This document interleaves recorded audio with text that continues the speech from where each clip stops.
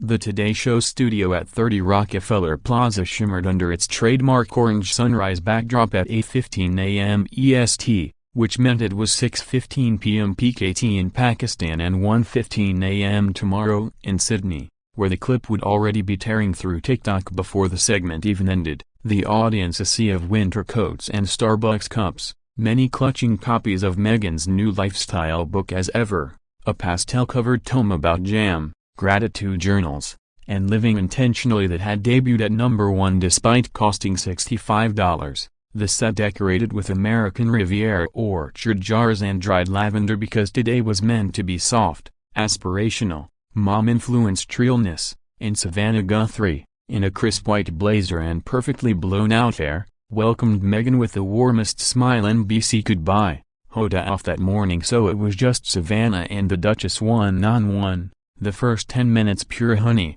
Meghan talking about teaching Lily to make friendship bracelets, Savannah gushing about Archie's surfing lessons, the audience cooing when a photo of the Montecito vegetable garden flashed on screen, and then Savannah, who'd spent 20 years asking politicians the questions they dreaded, leaned forward with that polite steel Savannah does so well and said, "Meghan, you've built this beautiful brand around authenticity and mental health. But a lot of people still wonder when you told the world the palace denied you help when you were suicidal, then later said in the cut you never actually asked for inpatient care, just therapy they refuseed. Don't you think that contradiction confuses people about what really happened?"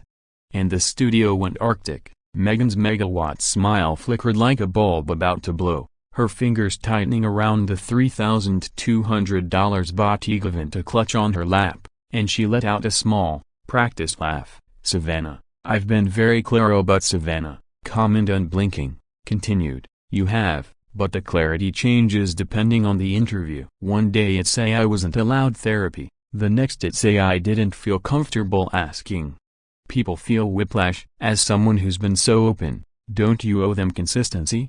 And the audience inhaled so sharply the balcony mix picked it up, phones rising like periscopes. Because nobody on morning television had ever laid the receipts out like that, and Meghan's voice dropped into that low, royal-adjacent ice. "Savannah, I was a pregnant woman in crisis inside an institution that profited from my pain. I don't owe anyone a perfect timeline when I was barely surviving." And Savannah, not raising her voice but not yielding an inch, replied, with respect, "You've made hundreds of millions from that pain. Some would say the public who bought the books, watched the doc, sent the jam, deserve to know which version is true." And the room was a tomb. One woman in the front row whispering "Oh my God" loud enough for the floor mix, and Meghan set the clutch down with a deliberate click, unclipped her mic with the same slow precision she once used to curtsy on command, and said, "Thank you for having me, Savannah." Clearly some people are still more comfortable with silence than truth,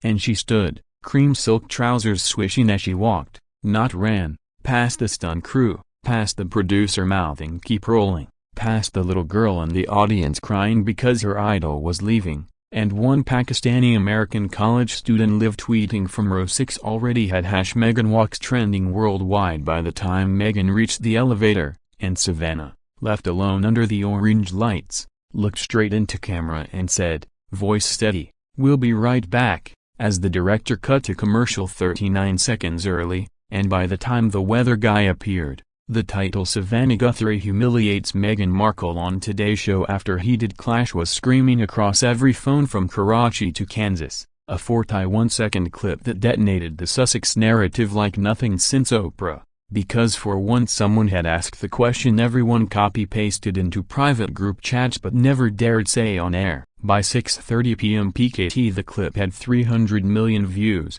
Pakistani beauty influencers stitching it with dramatic violin music, Lahori aunties forwarding it with the caption "Finally Kisi ne Iqbal Dia," and American morning TV divided into armed camps overnight, Team Savannah trending with screenshots of every contradictory quote since 2021, Team Meghan flooding NBC's inbox with 110,000 complaints before lunch, and Meghan, already on a private jet to Santa Barbara, posted a black and white Instagram story of her kids' painted handprints with the words "We rise by lifting others, not tearing them down," and the Sussex squad weaponized it instantly, review bombing Savannah's children's book, doxing the floor director, while the other side sent Savannah flowers and copies of the Constitution, and Hoda, back the next day, opened the show alone, voice thick. Yesterday was tough television. We ask hard questions here. That's our job. But my heart hurts for everyone involved. And Savannah returned 2 days later,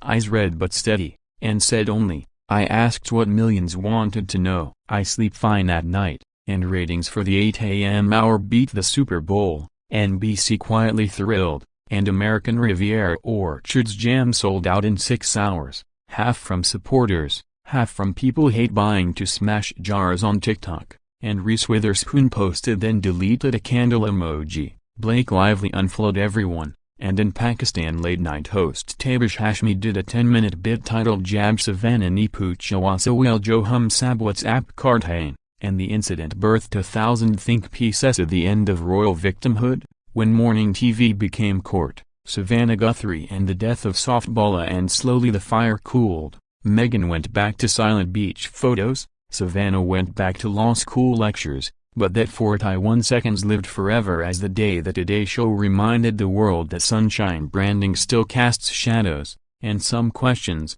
once asked, can never be unasked. A decade later the moment was curriculum, taught at Columbia Journalism School and Iba Karachi alike under the chapter The Guthrie Question, when access journalism met accountability, and Savannah, now anchoring the evening news with quiet gravitas, never mentioned it again except once, in a 2034 commencement speech. The hardest thing I ever did was ask a question everyone pretended wasn't there. Turns out courage sometimes looks like 30 seconds of silence on live television, and Meghan, silver-streaked and serene at 54, devoted exactly one line in her second memoir, some rooms are too small for certain truths. I simply outgrew the chair. And the orange couch was retired to the museum with a discreet brass plate reading side of the 2025 Guthrie-Markle exchange, where consistency met its reckoning, and every November journalism students left lavender stems and jam jars at its feet, and in 2037,